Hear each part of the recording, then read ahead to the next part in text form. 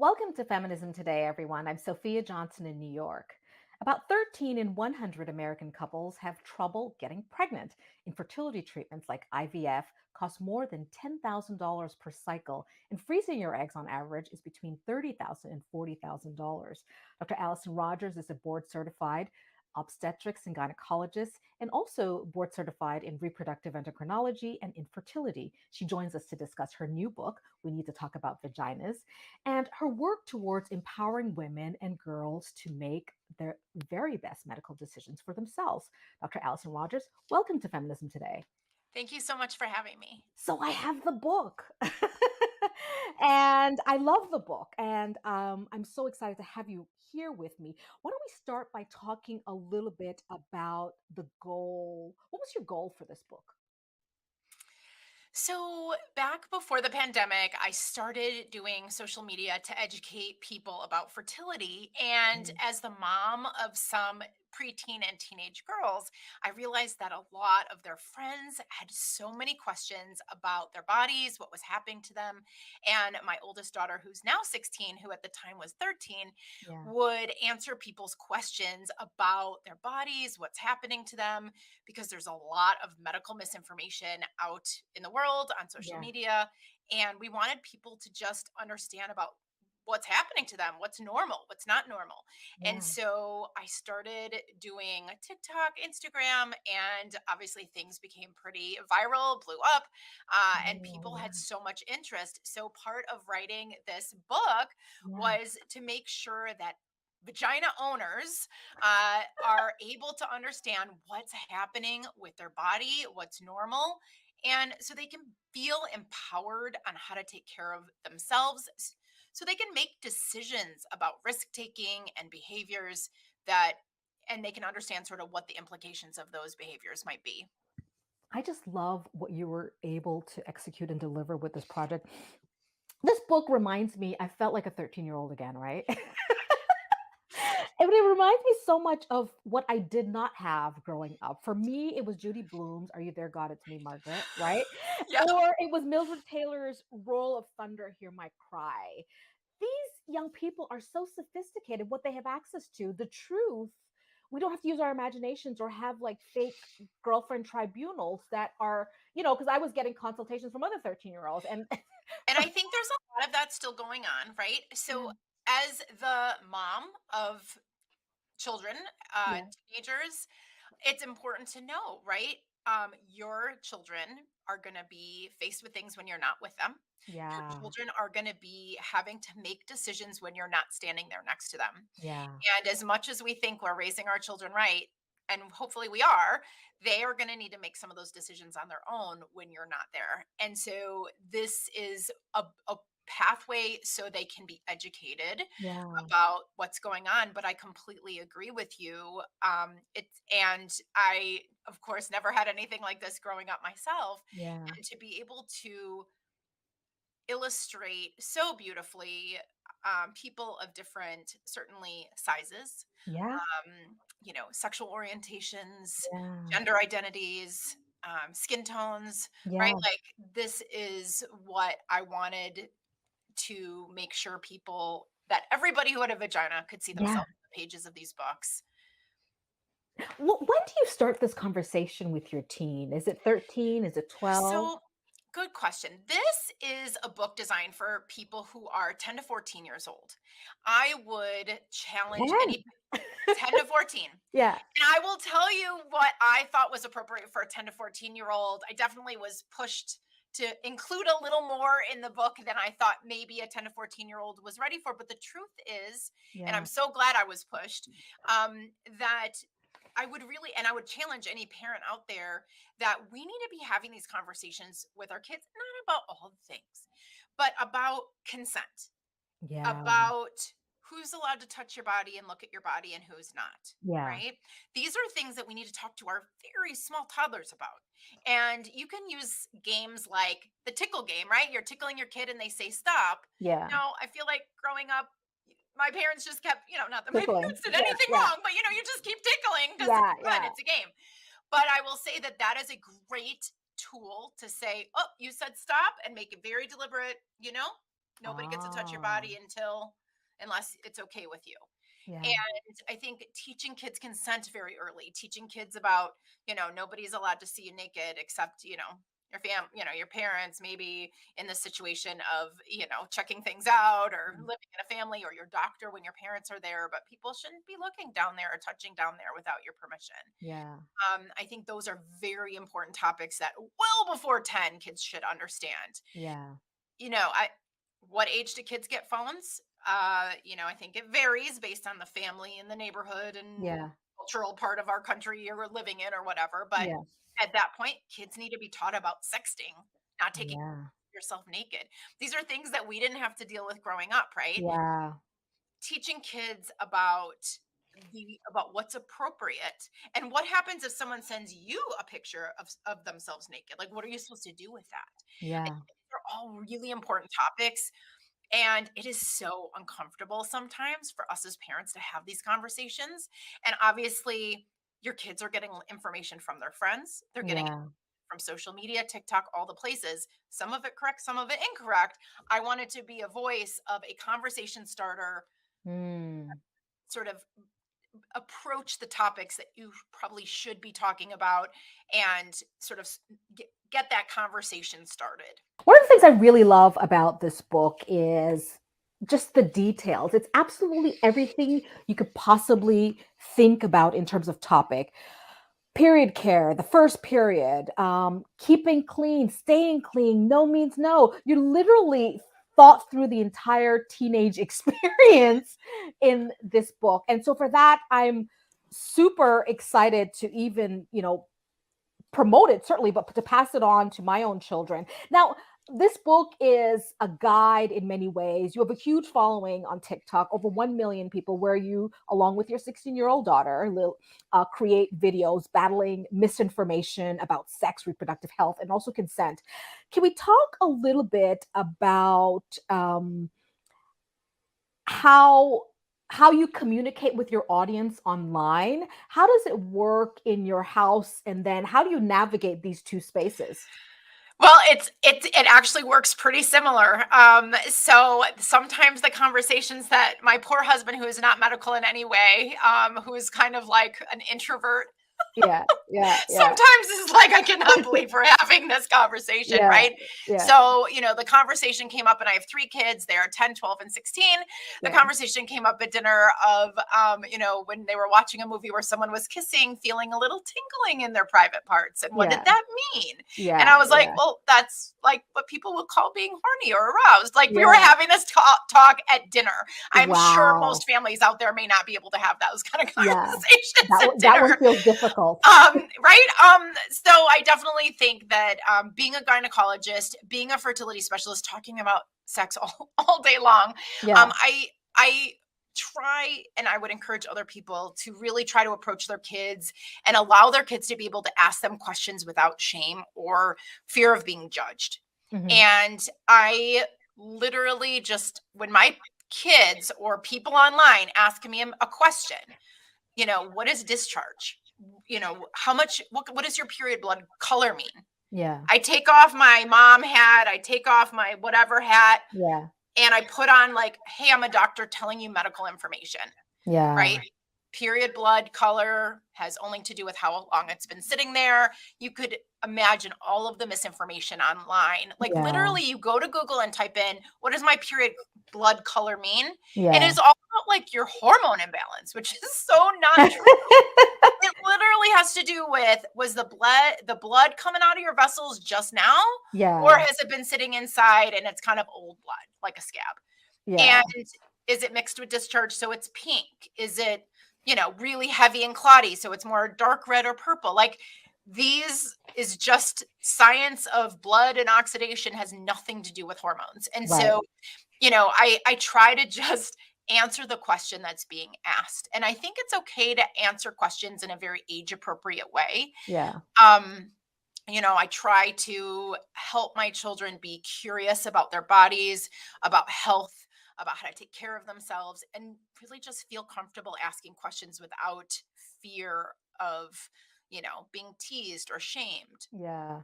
This judgment-free zone is a very interesting idea that you propagate this idea. How do you create a judgment-free zone in your home? I think that is a great question. And I think that it really starts with understanding that our kids are growing up in a very different world and environment than we did. And a lot of things about bodies, about sexuality, about gender identity, I think that there's a lot of stigma associated with that. And when our kids come to us, I think that before just maybe blurting out exactly what's on our mind, we need to realize that, as hard as it may be, they are Yeah. their own people, and we need to Mm. sort of allow them to explore who they are, who they want to be. This is tricky for a lot of us with sensitive topics. And Yeah. listen, if you have a kid who's sort of straight and narrow, that's easy. If you Yeah. have a kid who starts experimenting, doing some dangerous things, maybe, isn't, you know, heterosexual, I think these are things that can be really difficult for Yeah. parents. And I think that difficulty comes from just loving your child so much and wanting them to, you know, be happy and healthy, and Yeah. sort of what your view of that is. The hard Mhm. part is that if we take a look at being, LGBTQ, let's just Yeah. say, Yeah. being a lesbian or being transgender, we see there's a really high rate of suicide attempts. Mm. And that's every parent's worst nightmare. And I Yeah. think that it's not only important that we accept our kids for who they are, it's important for their life, to Yeah. keep them alive, Yeah. obviously. And, it's a great question because I think that every parent has to figure that out for themselves. And I will tell you that I struggle with this as well, maybe with other things, like different areas of health, right? But I think that this is something that I'm always like, sometimes I'll say something, I'll be like, oh, that didn't quite come out the way I had intended, or she didn't take that the way I meant. And I Yeah. think that this is something that it's just important to realize that, we're all figuring it out. Yeah, we're But all even limping along.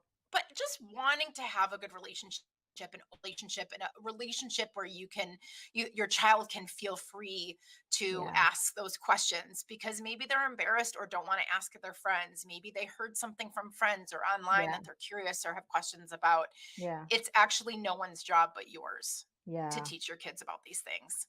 I'm gonna let that settle on my brain while I ask the next question. Now, you've said elsewhere you wanted to make sure that any person who has a vagina could read this book and feel like you were talking to them and not just skinny white girls.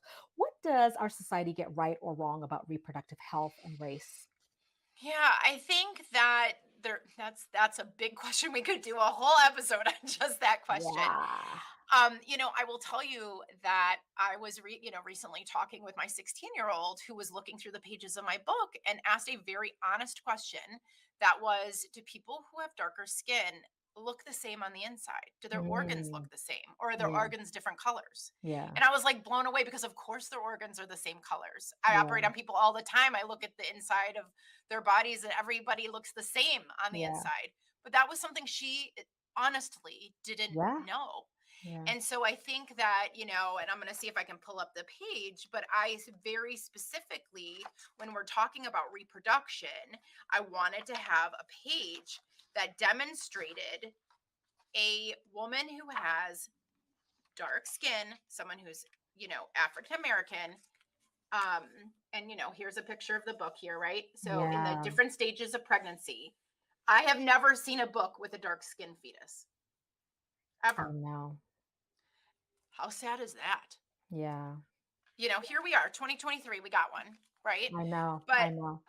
I think that, just some of the systemic racism in terms of just all the research studies that were done, maybe not on people of different ethnicities, Yeah. maybe, the fact that minority women have higher rates of maternal mortality Hmm. and morbidity during childbirth. And this is a bit irrespective of, financial situation, education, that kind of stuff. Like these are things that are so important to our ability to take care of all people. Yeah. And, you know, that's why it was so important for me Hmm. to make sure that I had a book that people of like everybody, like I said, Yeah. could see themselves in the pictures of this book Yeah. because growing up, I didn't have a lot of examples of, I No. grew up in a very diverse area, grew up in the suburbs of Detroit in Yeah. a actually pretty diverse area. And, you know, th- there were no, there were no books like this, but there were also no Yeah. books that had, you know, pictures of people of different sizes, Yeah. people of different skin tones, Yeah. people of different abilities, right? There's somebody in the book who's in a wheelchair, somebody wearing a hijab who has their hair covered, right? Yeah. Like, I think that, we need to realize that people of all different abilities, Yeah. everybody, all like I said, all vagina owners Yeah. out there Yeah. deserve Yeah. to understand their bodies and what to expect and how to take care of themselves. Can we talk about how you guided your illustrator, Annika Lalarge, towards featuring bodies of all shapes, sizes, and colors? Yeah, great question. So this was a really collaborative, project Hmm. where I think that her and I had very similar ideas of things we wanted to show. So I just said I want this book to be diverse. Besides the one page with the pregnant woman who, Yeah. because I said I specifically want to be able to see a dark skinned fetus because I've never seen that in a book before. Yeah. Besides that one page, I really let her use her creative skills and artistic ability to and come up with some of the diversity in terms of size, ethnicity, all that stuff that we see in here. Obviously Yeah. we went in terms of some of the more medical illustrations, Yeah. that's something that I sort of guided her on a little bit more, Yeah. obviously, about what things should look like. But in general, I really let, besides talking to her about some of what our combined goals were, I really Yeah. let her, and she's amazing, Yeah. really let her use her artistic, you know, uh, skill to be able to demonstrate all different kinds of vagina owners. Yeah. Yeah. Yeah. I love it. Let's talk about the women who, we become after we read your book. New experiences, challenges women in the area of reproductive health experience. What motivated you to focus your career on infertility? Because that's another piece of your portfolio Yeah, the big that piece. women in my demographic are probably more interested in. Yeah. Well, and it's so interesting because I started doing social media, 10 years ago. I started a blog, I started doing a podcast, and that sort of spiraled. And then it was really just the side project of helping people in my daughter's demographic realize what we needed to understand about our bodies for Yeah. health. So Yeah. obviously, my main job, I spend my career is I'm a reproductive endocrinologist at Yeah. Fertility Centers of Illinois. I Yeah. am you know uh impassioned to help women. Yeah. I love problem solving, and I will tell you that you know being a mother is the most important thing in my life, and Mm, being able to help women who are struggling to be able to be successful is the very best job in the world.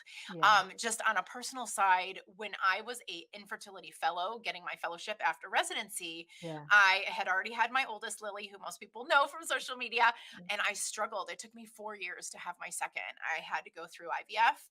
I went through Wow. pregnancy losses. I kind of went through the whole gamut. And here I was, finally a fertility doctor having trouble getting pregnant. It was um, a really difficult time of my life. And obviously that was before social media.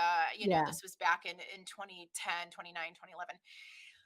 And I was very private about it. I was Yeah. so ashamed. I was Yeah. in so much pain inside. And people would ask me like several times a week, when are you having your next baby? Your daughter's 4. What are you waiting for? Yeah. Yeah. And it was so hard on an emotional level that now that my family's complete, now that I was successful, I feel like I have the courage and the power to talk about my story, Yeah. about And I also feel like I have this very personal understanding of what patients are going through Mm. and just that need to take care of the whole patient, obviously getting them pregnant on the science side, Mhm. and being diligent in terms of helping them strategize treatment plans and that kind of thing. um, but also just that sort of emotional impact and toll that fertility and infertility can take. Yeah. And like I said, most important thing in my life is being a mom, and I think Yeah. everybody deserves to be there. What do women get right or wrong about fertility and infertility? So we are educated, overly educated about how not to get pregnant, right? So in sex ed in school, we're really taught all the things to do to prevent pregnancy. And I think that one of the things we're really undereducated about is how to get pregnant. So for Yeah. a lot of people, that's just stopping using condoms or stopping using birth control and then just having sex like you normally would. And that just Yeah. happens, right? But not for everybody. And I think that understanding, does your partner have sperm? Do you have a good egg supply? And sort of this age related decline. It doesn't matter Mm. how fit and healthy you are, your eggs, they're on the decline. All of our eggs are. And Yeah. understanding, doing a fertility awareness check where you're able to see, are there sperm? Are there eggs? We check a hormone called AMH, or anti-Müllerian hormone. This is a hormone and a marker that will tell you, do you have a normal number of eggs? If you are maybe not ready to be a mom, maybe not sure if you want to be a mom, freezing Mhm. eggs is a phenomenal option so that Mhm. you can have an insurance policy in your own reproductive future. Mhm. The all of this obviously comes what comes to mind as well for me, the overturn of Roe v. Wade in June brought the idea of fetal personhood into state legislative conversation. Where does fertility treatments and contraception legally stand as far as you're concerned for women? So I think this is really a state by state issue. Luckily, in the state of Illinois, I'm fairly insulated. However, I have a lot of patients just across the border in Wisconsin. I cannot Mhm. prescribe medications if they're having a miscarriage or having a hysteroscopy. Mhm. I have a patient who unfortunately found out at about 18 weeks that her baby did not have a bladder and was Mm. not going to be compatible with life. And luckily, she had the financial resources to be able to cross the border, to be able to have a termination of that Mhm. pregnancy. Mhm. That was a baby that would have never survived. And, it's sad to me, right, that she wasn't able to get the care she needed in her state. What I will say is that I do think there's some really, it's a slippery slope, right? Mm. And while I think the majority of Americans feel that fertility treatment and IVF is something that's wonderful and beautiful and it helps build families and help people become parents, right? I think that there are certainly people who maybe don't understand that of the eggs we collect, Yeah. right? They're not all mature. They don't all fertilize. They don't all grow normally. They're not all genetically normal. And then, even of those embryos that are genetically normal, they don't Mhm. all make babies. Yeah. And just because we have an embryo that is cryopreserved does not mean that it has even the ability to make a child. And I think patients, especially in different states, are concerned that, about, are they going to be able to, genetically test embryos? Are they, even if, and I think that actually the utilization of genetic testing of embryos has gone up in these states Yeah. because you can't have an abortion. Why not make sure your baby doesn't have whatever, Down syndrome or another genetic anomaly not compatible with life? I Mm. I think obviously we can't tell everything through genetics, but this is the kind of, people are wanting to make sure they're protecting themselves from having to be put in impossible situations. Mm.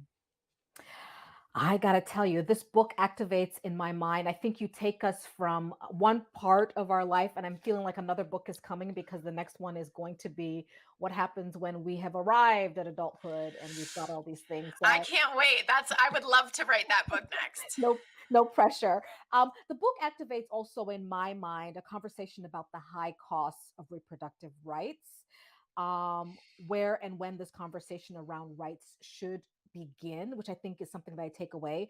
My question to you is, what should activism and advocacy look like for reproductive health?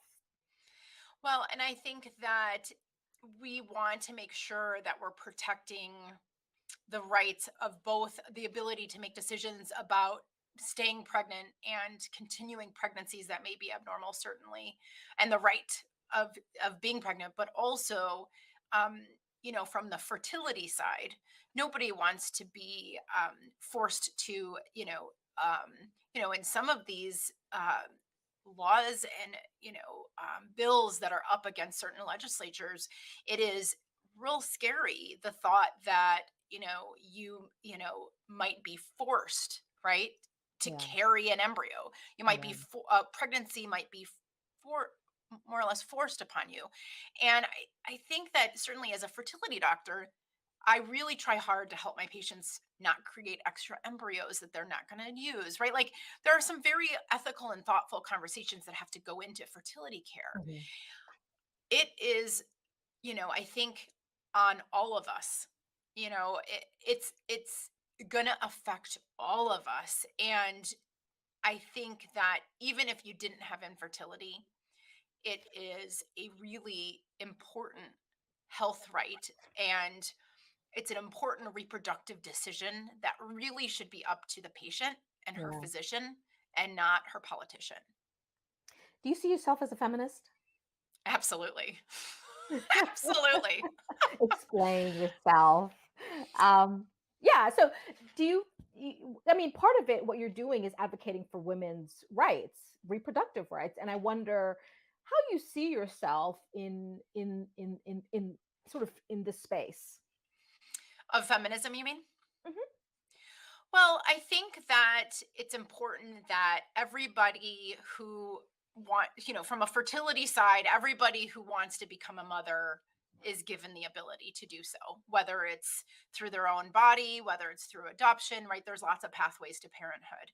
I also think that from a puberty perspective, Yeah. it's important that I worry about places like Florida, where this book might be banned, right?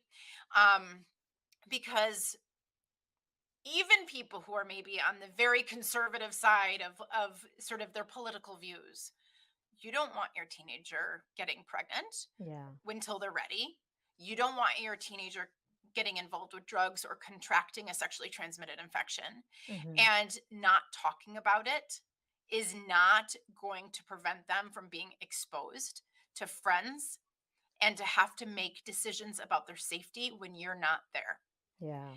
And so I think that there is so much misinformation out there Yeah. that I I think that parents love their children. They want to keep them safe. And I think part of us wants to feel like if we don't talk about this, if we don't expose our children to some of the sexuality and sex topics, that like they're not old enough, they shouldn't be doing that. Well, yeah, that might be your view for sure, but it doesn't mean that it's not happening at their school Yeah. and that kids aren't finding a way to be sexually intimate. Yeah. And helping teach our kids about ways to protect themselves is ultimately the best way to help empower your child. I don't care what side of the political spectrum you're on, to prevent them from making a decision or have that has a consequence that is going to change the outcome and the path of the rest of their life. Dr. Allison Rodgers is a board certified obstetrics and gynecologist, and she's also board certified in reproductive and endocrinology and infertility. And she's the author of a new book, We Need to Talk About Vaginas. Thank you so much for joining us this week. Thank you so much for having me. And that's it for our program today. Remember, you can follow me and the show on Instagram or Twitter. Thank you so much for watching Feminism Today on Free Speech TV. Join us again next week.